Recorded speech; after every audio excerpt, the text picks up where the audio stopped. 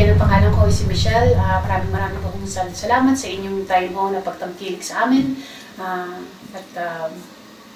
Sana ho ay meron tayong lahat matutunan. Maraming salamat sa araw na ito at papasalamat ko kami sa inyo. Kumusta ho? Ay bagang bigat yun po. Pagka kami man kumakatok sa inyong mga puso para tayo makinig sa salita ng Diyos. Sana mawili kayo sa pagikinig. Amen. Good morning. Welcome back. Ito po uli kami. Okay? Thank you. Stand by. Mag-opening prayer pa tayo. Yes. Yeah. Sure. Salamat, Panginoon. Panginoon Diyos. Nandito yung Holy Spirit upang gabayan uli kami sa aming topic ngayon. At we're excited kasi ito yung power na pag-uusapan namin ngayon. Nagagaling sa kataas-taasan Diyos ang Holy Spirit. And salamat, Lord, sa paggabay ninyo. In Jesus' name, Amen. Amen. Amen. So, recap lang po natin from the previous week na pag-usapan po natin na ang Panginoong Jesus ay ang ultimate sacrifice, na atoning sacrifice na binigay po niya ang buhay niya para sa atin, para tayo ay may salba sa eternal fire. At napag-usapan din po natin ng mga nakaraang linggo na in order for us to receive, na matanggap po ang Panginoong Jesus na si Jesu Cristo, sa Romans 10:9-10, sinabi po na kapag po ay inihayag po natin ang Panginoong Jesucristo, ano ba? Inihayag? Tagalogin. Sa Tagalog Bible ko na lang po. Okay.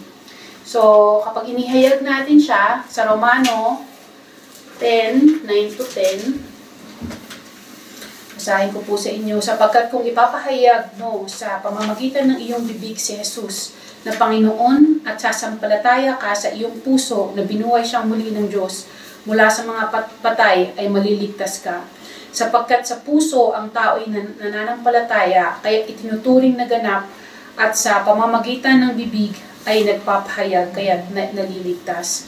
So, sinabi po doon na kapag inihayag po natin sa buong mundo, ika nga na ang Panginoong Jesus ang ating Diyos na kapag ligtas, at ang puso po natin ay buong pusong tumanggap na siya ang ating Diyos at tagapagligtas, tayo po ay maliligtas. Ngayon pong linggo na to, pag-uusapan po natin mag-step back po ako uli. So, ang ibig kong sabihin nun, na kapag inihayag po natin siya at in-declare natin siya na Diyos na tagapagligtas, tayo po ay na-born again in the Spirit. Gusto ko lang pong i-emphasize yun kasi hindi po lahat ng nabuborn again in the Spirit ay automatically overnight na nagiging brand new na kumbaga parang, ano ba yun? Parang perfecto na agad. Hindi po ganun yun. Sa mga darating pong araw, pag-uusapan po natin kung paano po natin maisa sa buhay ang nakasulat sa Biblia sa pamamagitan po ng pag-uusapan po natin ngayong araw na to ng power ng Holy Spirit. Kasi po, once na tinanggap po natin siya, kagaya po na nabanggit ni Sister Carol last week, ng Espiritu po natin ay namatay at nabuhay na kasama ng Panginoong Jesucristo. So sa pagtanggap po natin ng Panginoong Jesucristo, siya po ang ating Espiritu ay muling nabuhay sa pamamagitan ng faith natin sa Panginoong Jesucristo. So Espiritu lang po natin yon. Ang physical flesh po natin at ang soul po natin, which is our way of thinking, ang pamamagitan ng ating pag-iisip, pagharap sa mga bagay, emotion, yung emotional po natin, hindi pa po yun nabago. Ang nabago lang po at naipanganak ng muli at nabuhay na kasama ng Panginoong Jesucristo ay ang ating espiritu. Yun lang po ang iano ko po. Ngayon pong linggo na to, pag-uusapan po natin ang tawag po dito, ang pagtanggap sa Holy Spirit, o paano natin matatanggap ang baptism ng Holy Spirit na magbibigay po ng lakas sa atin sa mundong ito habang nandito tayo sa mundo. Sino bang gustong magbasa ng Matthew? Actually, pag-usapan po natin na babalik po tayo sandali sa history. Nung pong lumaki po sa Panginoong Jesucristo, hindi po nagsimula ang kanyang ministry hanggang po sa na-receive niya ang baptism ng Holy Spirit at siya po ay nabaptize ng tubig. Babasahin po yun natin sa Matthew 3 from verse 11 to 17. Okay, from verse 11. I indeed baptize you with water unto repentance, but he who is coming after me is mightier than I, whose sandals I am not worthy to carry. He will baptize you with the Holy Spirit and fire. His winnowing fan is in his hands, and he will thoroughly clean out his threshing floor and gather his wheat into the barn. But he will burn up the chaff. Am I the right one? Yeah. Yeah. The chaff with unquenching fire. Then Jesus came from Galilee to John at the Jordan to be baptized by him. And John tried to prevent him, saying, I need to be baptized by you, and are you coming to me? But Jesus answered and said to him, Permit it to be so now, for thus it is fitting for us to fulfill all righteousness. Then he allowed him. When he had been baptized, Jesus came up immediately from the water, and behold, the heavens were opened to him. And he saw the Spirit of God descending like a dove and alighting upon him. And suddenly a voice came from heaven saying, This is my beloved Son, in whom I am well pleased. So kung babalikan po natin itong istorya na to, sinabi po dito, ito po ay si John the Baptist na tinatanong ng mga tao na kung siya ba ang Messiah. Ang sagot po ni John the Baptist, hindi po siya ang Messiah, kung hindi may darating na how do I say it? Masigit pa sa kanya. Masigit pa sa kanya na hindi siya worth, na hindi niya worth, parang hindi siya worth na alisin man lang yung sandals nitong tao na to. Na ang nire-refer po niya ang Panginoong Hesukristo. Nung following day po, dumating po ang Panginoong Hesukristo at sinabi po dito na, dito ba to? Ngayon pa lamang, verse 10 po, ngayon pa lamang ay nakalagay na ang palakol sa, wait, come on, 11 to 17, right? 13, there you go. At mula sa Galilea, pumunta si Jesus kay Juan sa Jordan upang magpabautismo sa kanya. Hinto po tayo doon. Ang Panginoong Hesukristo purposely na pumunta kay Juan, kay John the Baptist para magpabaptize. Diba? That's a big deal. Kasi kung ang Panginoong Hesukristo, He knew that He's the Son of God. He knew who He is. Pero, pumunta pa rin siya kay John the Baptist para magpabaptize. Tapos, verse 14 sinabi dito, ibig siyang hadlangan ni Juan na nagsasabi, ako ang dapat mong bautismuhan at ikaw pa ang lalapit sa akin. So, nagtataka ngayon si John the Baptist. Sabi niya, bakit ikaw yung lalapit sa akin? Ako dapat yung i-baptize mo, hindi ako yung magbabaptize sa'yo. Bakit sinabi ni John the Baptist yun? Dahil sa pagdating ng Panginoong Hesukristo, may revelation na from the Holy Spirit si John the Baptist na siya, si Hesukristo, ang Messiah. Ang hinihintay nilang Messiah na magsasalba sa buong mundo. Sa kasalanan ng buong mundo.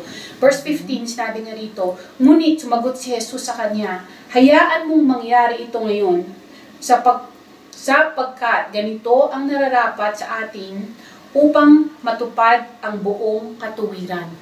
So, sinasabi ng Panginoong Hesukristo, kailangang mangyari ito. Kasi kung hindi mangyayari ito, hindi matutupad yung prophecy, hindi matutupad yung plano ng Panginoong Ama na masalba ang buong mundo. So, ang Panginoong Jesus, alam niya yung step, alam niya kung anong mangyayari.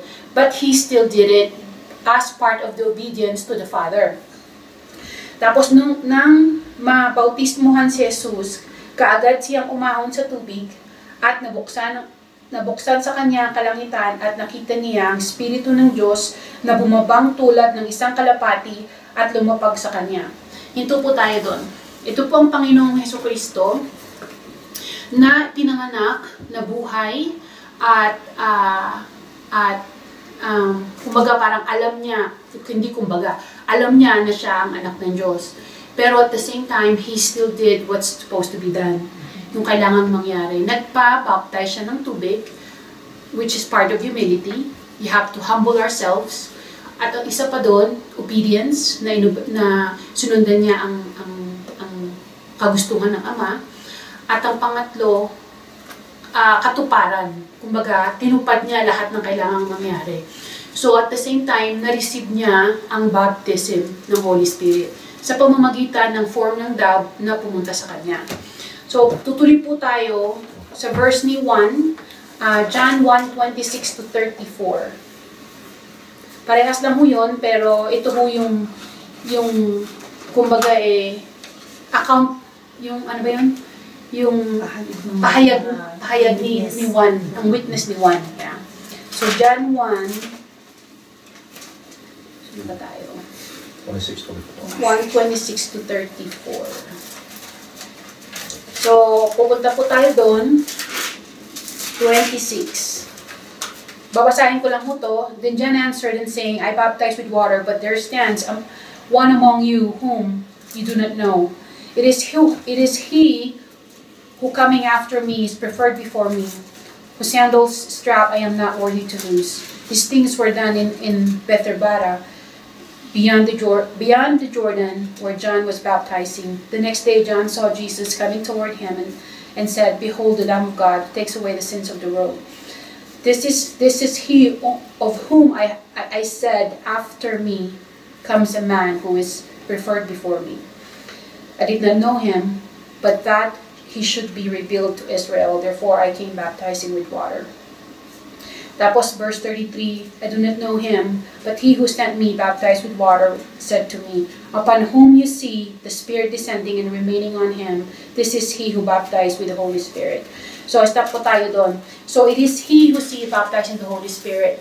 So, at the same time, natanggap ng Panginoong Jesucristo yung baptism ng water, natanggap niya ang baptism ng Holy Spirit. Verse 34, And I have seen and testified that this is the Son of God. So, napaka-importante ho nun na napag-usapan po natin. Kasi ho, marami hong nagsasabi na ang baptism ng Holy Spirit kasabay na natatanggap ng tao na na-born again.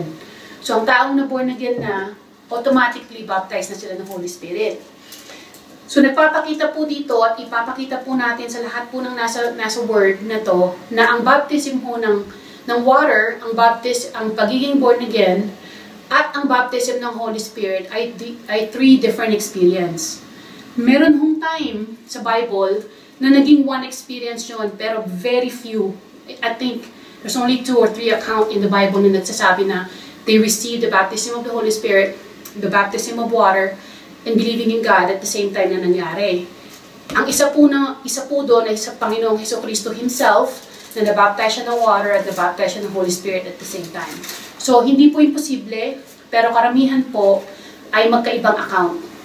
Magkaibang account po yung pag-receive sa Panginoong Jesucristo at ibang account din po yung na-receive nila ang baptism ng Holy Spirit. At yung iba po, iba rin po yung baptism ng water. So, pag-usapan mo natin ngayon yung paano natin ma-receive ang baptism ng Holy Spirit kung hindi po natin alam kung nasa atin na ang baptism ng Holy Spirit.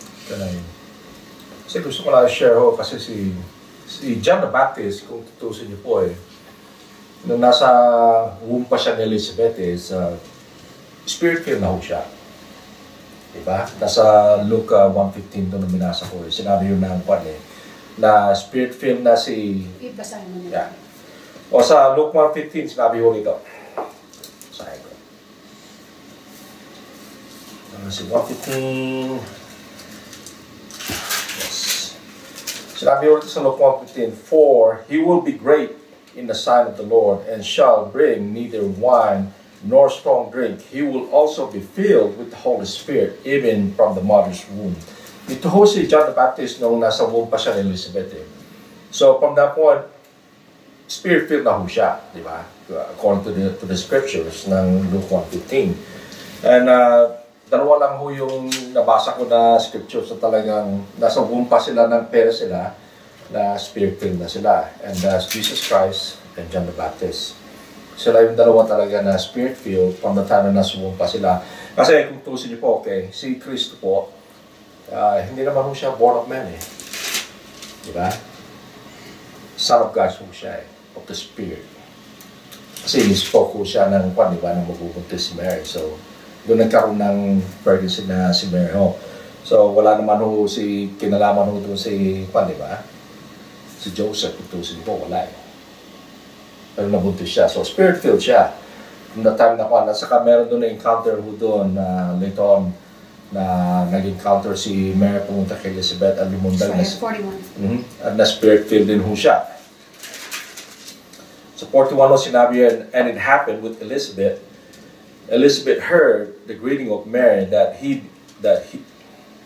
the babe leaped in her womb, and Elizabeth was filled with Holy Spirit. Gano'n ho kalakas yung Holy Spirit ho nung kasi nung papalapit, narinig pa lang niya ang boses ni Mary po, di ba, na-feel na kagad si Elizabeth ng Holy Spirit. At the same time, ano yung nasa womb niya? John the Baptist. So, napaka-importante lang muna, maano natin, ma-emphasize ho natin. Kasi po, napakalakas po ng power ng Holy Spirit para ho matulungan tayo sa everyday na buhay po natin. Ngayon pong araw na ito, pag-usapan ho natin once more yung paano ma-receive ang baptism ng Holy Spirit. Pupunta po tayo sa Luke 24, verse 49. Kasi po, marami yung kasi nagsasabi na, oh yeah, okay, ito yung religion ko, ganyan-ganyan, na nabaptize na ako, kaya meron na din akong Holy Spirit. So, dito po, mapapag-aralan po natin na sinabi po sa Luke 24, verse 49, sinabi, go ahead. Excuse me. Gusto ko lang may emphasize yung, kasi nasa baptism tayo ng Holy Spirit, alam ko na matagal natin ini-emphasize yung pagtanggap sa Panginoong Jesus sa pamamagitan ng ipagpapahayag sa mouth. So, yun yung first step para maging born again ka. Kailangan maipahayag. You cannot have the Holy Spirit hanggang di mo na ipapahayag that you believe in Jesus Christ as Lord and Savior from the heart. So, yun ang una, di ba? And then, tama ba yun? So, ang tao, hindi mababaptize in the Holy Spirit kung hindi niya ipapahayag yung first step na yun, si Jesus Christ ang kanyang Lord and Savior. Lumaki tayo, karamihan sa atin lumaki sa ating mga natutunang religion. Naniniwala tayo sa Panginoon Diyos, naniniwala tayo sa Panginoon Jesus, naniniwala tayo sa marami tayong pinaniniwalaan. Pero, ang talagang tunay na born again, hindi yung natutunan natin ng pinalaki tayo sa religion na gano'n kung hindi yung sinasabi dito sa Biblia, sa Romans 10:9 and 10, na kailangan ipahayag natin sa mouth natin. Kasi naniniwala tayo, naniniwala tayo sa Panginoon Jesus, pero never na ipinahayag natin na, Lord, tinatanggap ko kayo bilang aking Panginoong Jesus, Lord and Savior, di ba? Iba yun iba yung nangyayari pag gano'n ang ginawa natin, di ba? Merong transformation na nangyayari sa ating spirit. The minute na sinabi natin yun, i-confess natin with our mouth. So, yun ang first step na para maligtas tayo, born again. Again, hindi ito religion. And then, yung baptism ng Holy Spirit, which is yung power na bibigay sa atin, magbago, maging witness tayo sa iba, maging bold tayo. Diba? So, yun yung second step ng baptism. Magandang point yung sinabi ni Sister Carol. Kasi maraming tao, akala nila, dahil nga sa lumaki sila na may religion sila, na lumaki sila na sinundan nila yung religion ng magulang nila, akala nila na kung ano yung pinaniniwalaan ng magulang nila, kung ano man yun, pinaniniwalaan rin nila. So, napaka-important bearing po yun ng ating faith at relasyon natin sa Panginoon. Kasi po, ang pagiging born again o pagiging masasabing na salba ay sa pamamagitan po ng own faith. Sa sarili po nating faith, sa Panginoong Hesukristo. So it's a direct contact, it's a direct relationship between us and between Christ Himself, right? So yun po yung direct relationship po natin. Hindi po yun umikot ng dahil po sa nanay natin, sa lola natin, sa lolo. Hindi po natin namamana yun Yun po ang direct po nating relasyon at sa paniniwala po natin sa sarili natin na tayo mismo na tao ang naniwala at tumanggap. At dahil po sa sobrang sarap po ng pakiramdam natin, then we announce, then we speak and spoke and declare to the world na tayo ay anak at naniniwala tayong anak ng Panginoong Hesus o tinanggap tayo na siyang Lord at tagapagligtas natin. Yun po yung time na magkakaroon tayo na makikita po natin ang change sa buhay natin. Doon po natin matatamasa na ay ito pala ang difference ng merong personal relationship sa Panginoon at doon sa wala. Bibigyan po ako kayo ng example. So, halimbawa Ako ho, kakilala ko ho, let's say, yung mayor ng country. Sa Pilipinas, normal yan eh. Nakilala mo talaga yung mayor, di ba? Ng ano. Pero kilala mo yung mayor dahil na ikukwento sa'yo ng kaibigan mo. Di ba? Lagi sa'yo binabanggit, oh, si mayor, ang bait talaga. Oh, si mayor, ganito. Si mayor, binigay sa akin to, ganun-ganon. And then ikaw naman, oh, talaga? Pakisabi naman kay mayor, oh. Pwede ba kayang makapagpatayo man lang ako ng kubo dito para na sa ganun eh, gumanda-ganda rin yung buhay namin. Siyempre, ito naman kaibigan mo pupunta. Pabalik sa'yo, oh hindi daw pwede kasi medyo may restriction dyan. So instead na ikaw, dahil hindi mo kilala, you know of mayor. Alam mo yung tungkol kay mayor eh, pero hindi mo talaga kilala si mayor ng personal relationship. Diba? Pero kung halimbawa nagkataon na ang relasyon mo kay mayor ay parang kapatid, na sabay kayong lumaki, na lagi mo siyang kasama, na lagi kayong buddy-buddies ever since na maliliit kayo. Di ba makakapunta ka agad kay mayor na sasabihin mo, Mayor, pwede ba to? Kasi ito kailangan namin sa pamilya eh. Kailangan ko sana magpatayo ng maliit na kubo. Siyempre, ikaw sasagutin ka agad ni mayor, oo pa, siyempre naman. Eh, pwede ba namang hindi, magkaibigan tayo. Ganun po yun. Parehas din po ng personal relationship natin sa Panginoon. Hindi po tayo pwedeng pumunta sa isang kaibigan o sa nanay natin o sa lola natin na sabihin natin, Nay, Tay, pwede po po niyo sabihin kay Lord na bigyan niyo ako ng ganito. Hindi po ganon. Ang tunay na relasyon po natin na malalaman natin born again tayo, malalaman natin may personal relationship tayo sa Panginoon, ay hindi pa natin inisip, alam na ni Lord kung anong kailangan natin. And yung other translation ng example is, kilala mo yung tao, pero hindi kanya kilala. Kilala mo yung mayor, pero hindi kanya kilala. Kilala mo ang Diyos, alam mo, narinig mo. You know about God. You know about Him, but He doesn't know you even. So, walang relationship. Walang relationship. It doesn't do anything. Walang bearing yun. Walang bearing yun. Oo. Pero kung halimbawang alam ni Lord lahat ng hibla ng buhok mo, alam na niya, kasi tinanggap mo siya ng Lord and Savior, alam niya yung pangangailangan mo, alam na niya. In fact, hindi mo pa hiningi, binigay na niya. Ganun kabait si Lord. Dahil sa may personal relationship sa Kanya, hindi Kanya pababayaan na mapariwara ka. Lagi Kanyang susubaybayan. Pero dumadaan po yan sa process of ng tinatawag naming pagbabago ng pag-iisip o renewing of the mind. Importante po yan sa pag-uusapan natin. Pero ang isa pong napakahalagang step after na ma-receive natin ang Panginoong Hesukristo na Diyos at tagapagligtas, after na inihayag natin, ay ang matanggap natin ang baptismo ng tubig, dahil po sa obedience na sinusundan po natin ang yapak ng Panginoong Hesukristo, at ang baptism of the Holy Spirit. So ngayon po, babasahin ko po sa inyo sa Luke 24, verse 49, sinabi po dito, ito po ang Panginoong Jesus. Actually, disimulan ko po sa 46. Sinabi po dito, thus it is written, and thus it was necessary for Christ to suffer and to raise from the dead on the third day, and that repentance and the remission of sins should be preached in the name of all nations, beginning at Jerusalem. And you are the witnesses of these things. Behold, I send the promise of my Father upon you, but tarry in the city of Jerusalem until you are endued with power from on high. So, ito po ang Panginoong Hesukristo, bago siya pumunta sa langit, pagtapos niyang dumaan sa mabuhay muli, o ano ba yun?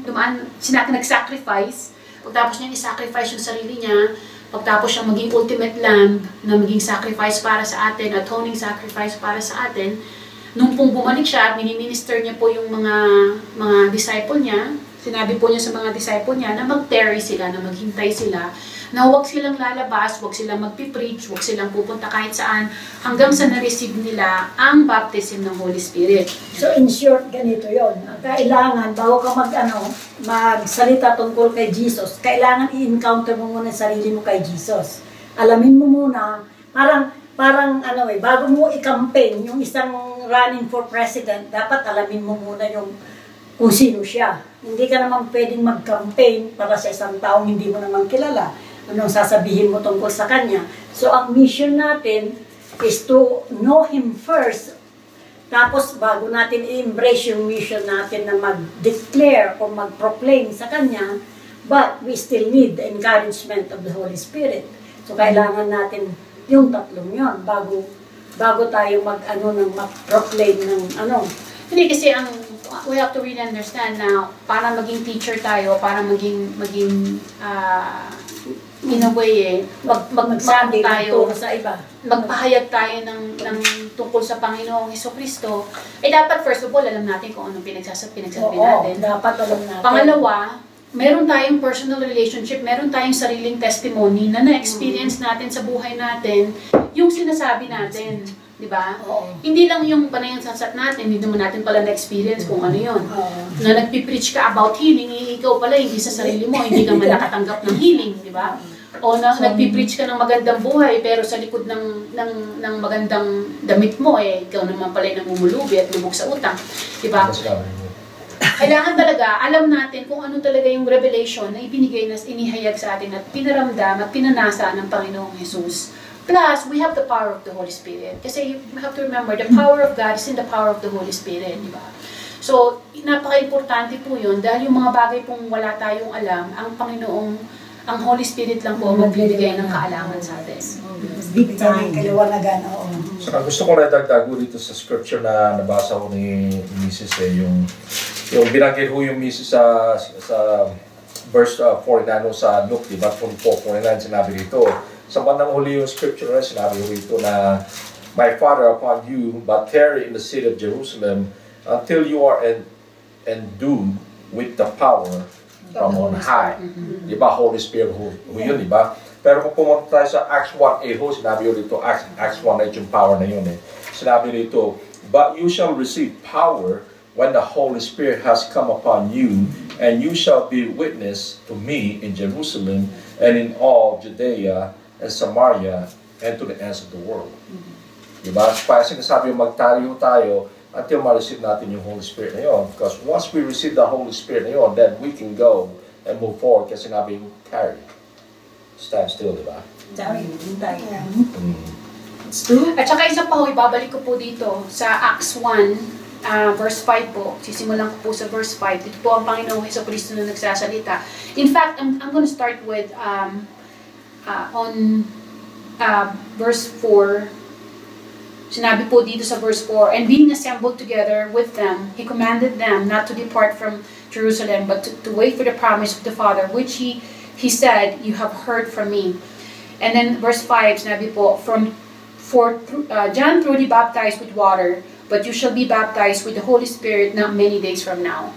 So sinabi po niya sa mga disciple niya na they are going to be baptized with the Holy Spirit not many days from now. Ito po tayo doon. Tanungin ko po kayo, sa tingin po ninyo, lahat ng followers ng Jesus ni Panginoong Hesukristo, born again po ba sila? Binigay po ba nila ang buhay nila at pinrofess nila sa harapan ng tao na sila ay ang Panginoong Jesus ay kanilang Diyos na tagapagligtas? Opo. Lahat po ng followers ng Panginoong Hesukristo, kasama po niyang naglakad sa mundo na yon. So although noong unang panahon ho, wala pa ho yung word na born again, yung faith po nila sa Panginoong Hesukristo ang nagligtas sa kanila sa eternal fire. Lahat po ng follower nila.